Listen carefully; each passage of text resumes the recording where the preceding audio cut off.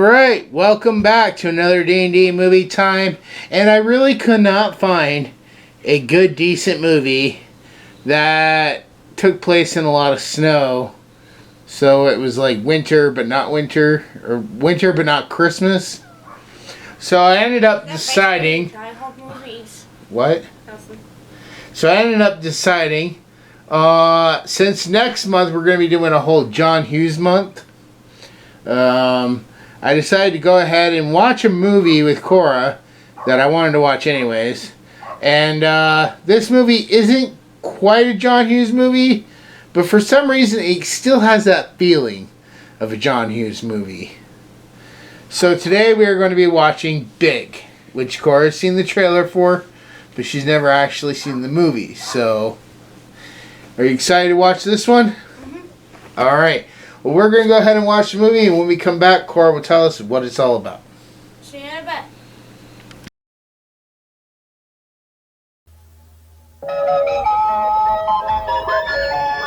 For Josh Baskin, life was a little unfair.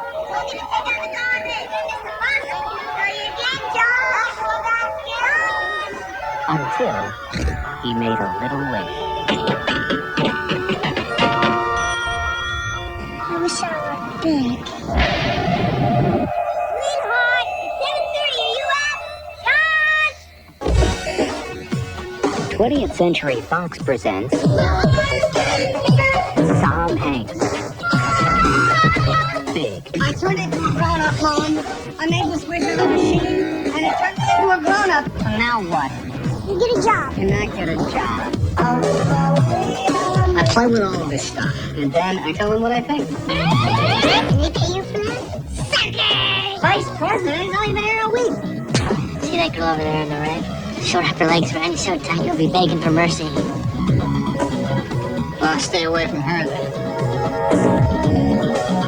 I loved your ideas on the squeezy doll line. Nice. What were you like when you were younger? Don't worry, I wasn't much different. Who are you? I'm his girlfriend. I want to spend the night. Do you mean sleep over? Yeah. Okay. But I get to be on top. What is so special about Baskin? He's a grown-up.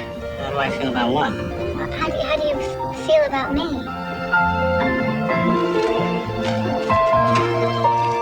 You were only young once. This is important! I'm your best friend. What's more important than that, huh? But for Josh, I miss my family, Susan, and I want to go home. Oh my God, you're married! It just might last a lifetime. You'll never forget Tom Hanks. Luther.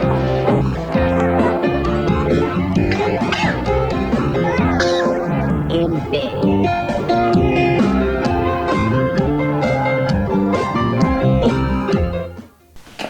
Alright, so we just finished watching the movie Big. Cora, what was this movie about?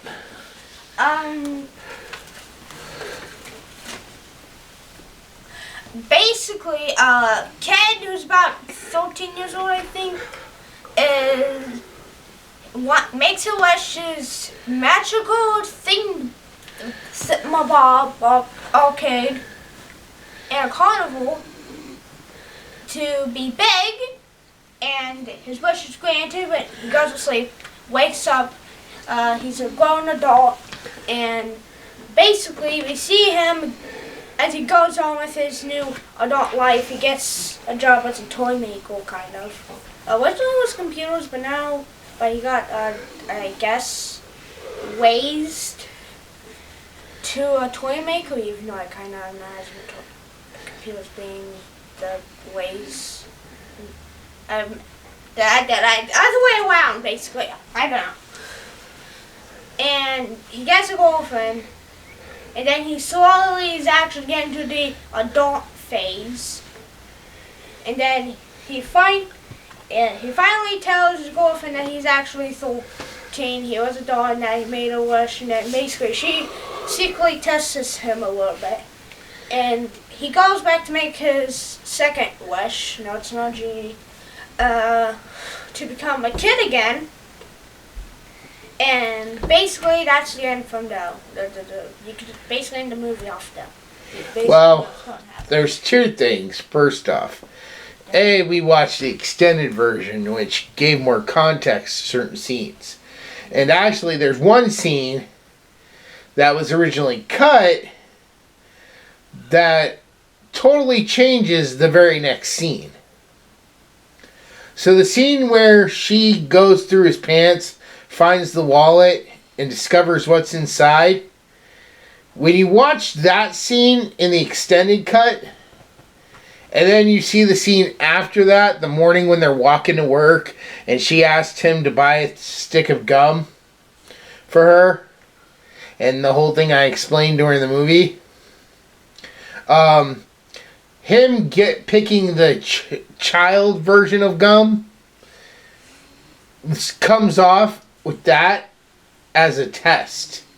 Like she was testing to see, was he telling the truth that he's actually a child? From the scene before she checked the wallet, when he confessed he was a child. But if you didn't see that scene, from the theatrical cut where that scene of her checking the wallet was cut out, then the scene with the gum would actually be her coming to the realization he was telling the truth. So, with the wallet scene, it's not really a realization that he's telling the truth. It's understanding he was telling the truth, and that what she saw in his wallet was real. So, I don't know which one you like more, but honestly, I think it kind of being a little bit of a test on her behalf comes off better. So, anyways, we're going to take a quick break. When we come back, we're going to give our final thoughts and scores. See you in a bit.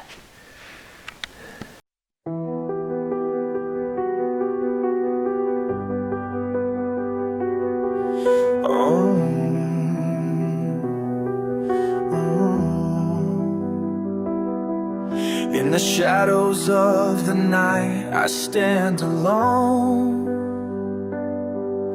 The chill of the north cuts deep to the bone. Every whisper of the wind brings a fleeting pain. A guardian once bold, now drowned in disdain. I fought with my demons, but they wear my skin.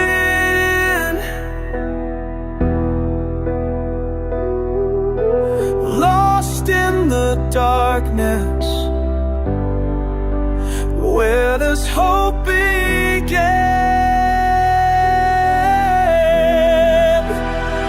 Awake, awake, in this twisted fate, a shadow's reflection trapped in endless hate. Your screams are silent, lost within the frost. The guardian's light, forever lost.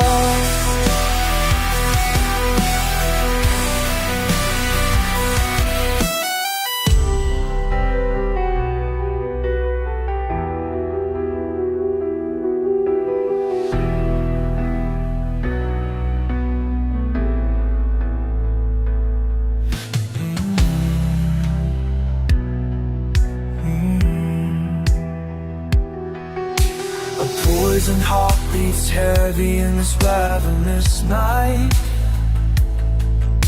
I found the secret lurking, hidden from the light. The anger like a fire, it blazes without end. But I'm just a man, not the monster they pretend. On Christmas Eve, the world fell black, slipping into silence, no way to turn back. Awake, awake, in this twisted fate, a shadow's reflection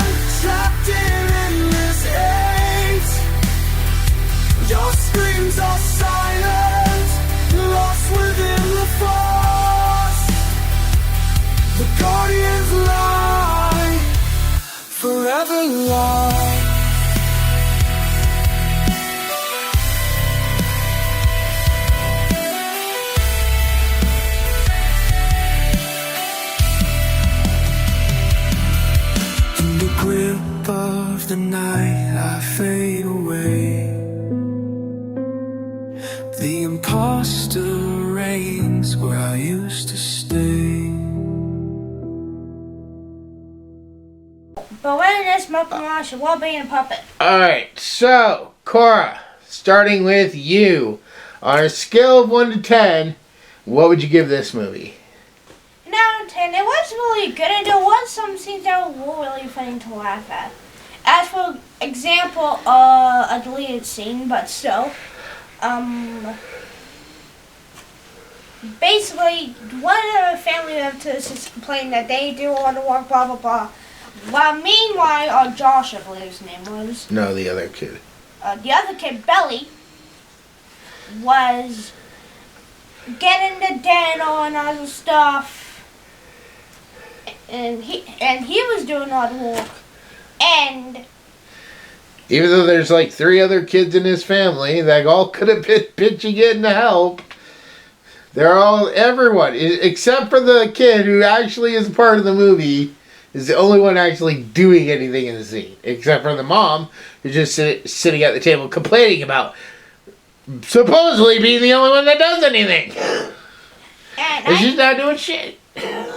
I know that there are plates made to go inside ovens, but I didn't know that when I saw this scene. So I was confused about who would put a plate in the oven, especially if it's like plastic. It's not plastic. I know, but if it is, and also ceramic. he grabs a hand towel or towel, whatever to grab it, and then was his next thing with no towel, not even like going under the one with the towel. Just grabs it on the other side with no towel. I pointed that out. Straight out. Hey, you had your chance. Well, we weren't in that section yet. And I introduced. Who was your favorite character? Josh. Josh. Older Josh or kid Josh? Josh. So older Josh?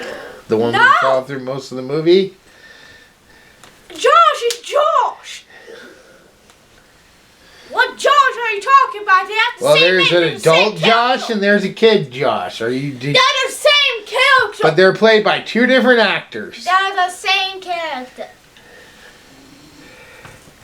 What would you wish for if you had a Zoltar machine?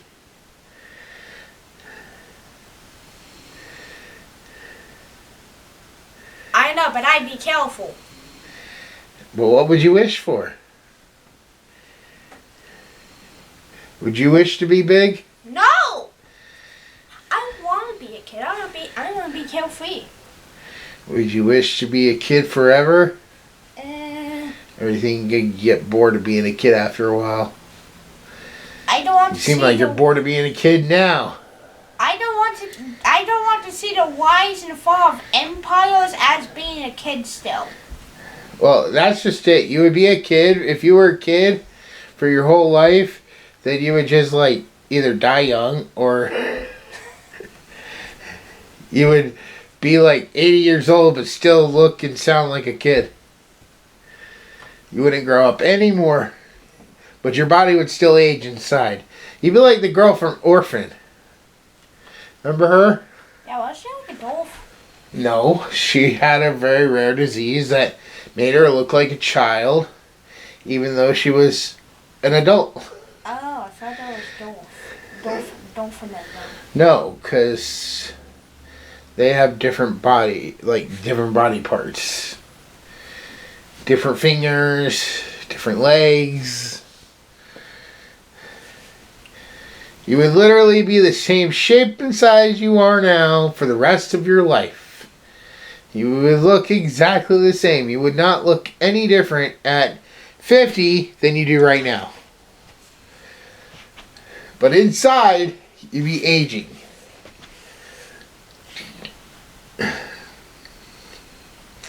But anyways, is that all? Or is there anything else you wanted to say about this movie? Yeah. Oh, what? Would you, if you had the money and the space, buy that trampoline? Yes. In a heartbeat? Yes. One of those giant trampolines. Yeah, he could have used that as a bed. It was so big. A bedoline. But alright. Moving on to my score. On a scale of 1 to 10, I'll give this one an 8 out of 10. I mean, there are some issues. I feel like the police would be looking a lot more into where this kid disappeared to than to just be writing it off and say, oh, okay, he disappeared. He ran away, whatever. But it seemed like after, like, there was no attempt from the family to keep finding him, and it's just like, it's been like 3 months. It seems a little unrealistic that the police did not do more to find this kid. So, or like start following the other kid, and maybe, because there was a segment of the movie where the kid kind of disappeared for a while, at least for a month or so, and it would have been, I mean, they didn't have like that big of a falling out with the party thing, so they could have said, hey, yo, like, the police, they're watching me and stuff, so I can't keep coming all the time, so I gotta stay home for a while to throw them off, or they're gonna find you, and they're gonna arrest you. You're wanted. Because the mother did see him as an adult, so... Yeah, but all she really described was the clothes really well. Not the face much. Yeah, and that's the other thing, too. Like, when she was describing the clothes, it was kind of weird, like, when she explained the jersey, that the father never came around and said, honey, have you seen my New York Giants jersey? I'm missing a pair of sweatpants, too. Did the guy steal my clothes? Or when she talked about how he pulled his pants down in front of her, it didn't even, like, register that those were her son's underwear? Kind of amazed a full-grown man could fit into the underwear of a 12-year-old, but that's besides the point. But yeah, I enjoyed this movie. I like watching it from time to time. It definitely has a real John Hughes feel to it. There's even, like, some people that I swear were in John Hughes films. I know John Hurd plays Kevin's father from the Home Alone movies, which was a John Hughes film. And I think the main girl, played by Elizabeth Perkins, she is in the John Hughes version of Miracle on 34th Street. At least I'm pretty sure that's a John Hughes film. But, alright, that's going to go ahead and wrap this one up. And when we come back next week, we will be starting John Hughes month. So, see you then. Bye.